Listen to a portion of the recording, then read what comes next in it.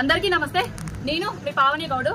ఇవాళ రాహుల్ గాంధీ కాంగ్రెస్ బహిరంగ సభల 2500 ప్రతి మహిళలకు ఇస్తానమని చెప్పిండు. మరి అది నిజమా కాదా?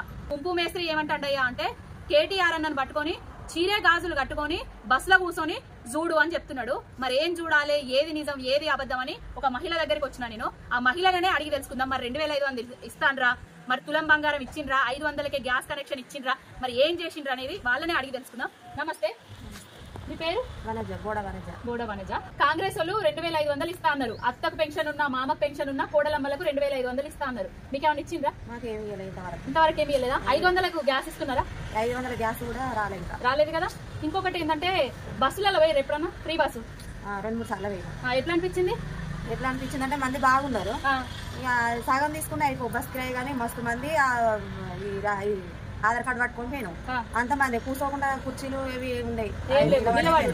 ఎప్పుడు సీట్లు దొరికాయి. ఏం మంచిగా లేదంటావు? ముంపే మంచిగా ఉండే మరి బస్ కిరాయి అంతేనా? ఇదెందుకు పట్టుకున్నా అంటే ఇవాళ ఒకటి కాంగ్రెస్ సభ జరిగింది. ఆ సభలో ఏమన్నాడయ్యా అంటే అదే ఇప్పుడు వచ్చిండు కదా కాక ముఖ్యమంత్రి అయ్యింది కదా కుంపు మేస్త్రి తెలంగాణకు. ఆయనే రామన్నను పట్టుకొని చీరే గాజులు కట్టుకొని బస్సులలో పోయి మహిళలకు ఫ్రీ బస్ ఇస్తానవా లేదా అని చూడు అని చెప్తున్నాడు. అరే సన్నాసి, సవట, దద్దమ్మ, పలికిమాలోడా, నీచుడా, నికృష్టుడా, రామన్న చీరే గాజులు కట్టుకొని పోయి బస్సులో కూర్చున్నాడు కాదు.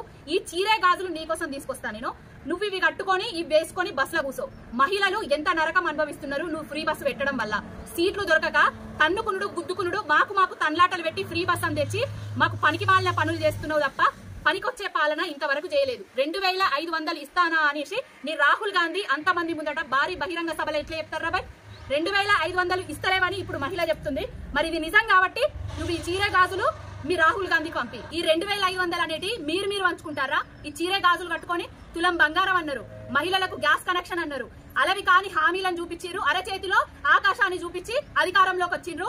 ఒడ్డు ఎక్కేదాకా బోడమల్లన్న, ఒడ్డు దిగిన తర్వాత బోడమల్లన్న అన్నట్టుగా భాష లేదు, ఒక సంస్కారం లేదు, ఒక సభ్యత లేదు, పరిపాలన చేతగాని ముచ్చట్లు మాట్లాడుకుంటా ఎవరిని పడితే వాళ్లను పెద్దంతం చిన్నంతం లేకుండా నోటికి వచ్చినట్టు ఇష్టం వచ్చినట్టుగా మాట్లాడతాను. అధికారంలో లేనప్పుడు కూడా ఇవే రెచ్చగొట్టే వ్యాఖ్యలు చేసినావు. అధికారంలోకి వచ్చిన తర్వాత కూడా పనికొచ్చే వాక్యాలు కాకుండా పలికి మాలిన వ్యాఖ్యలు చేస్తున్నావు. బిడ్డ భూమేశ్వరి ఖబర్దార్, ఇంకోసారి రామన్న జోలికి గాని కేసీఆర్ గారి జోలికి గాని వచ్చి ఇట్లాంటి చిల్లర వాక్యాలు చేసేది ఉంటే ఇగో ఇవి తీసుకొచ్చి నీకు తొడిగిపిచ్చి ఈ గాజులు వేపించి నిన్ను బస్సులో కూర్చునే పెడతావు. ఇది నిజమా కాదా అని నువ్వే తెలుసుకో.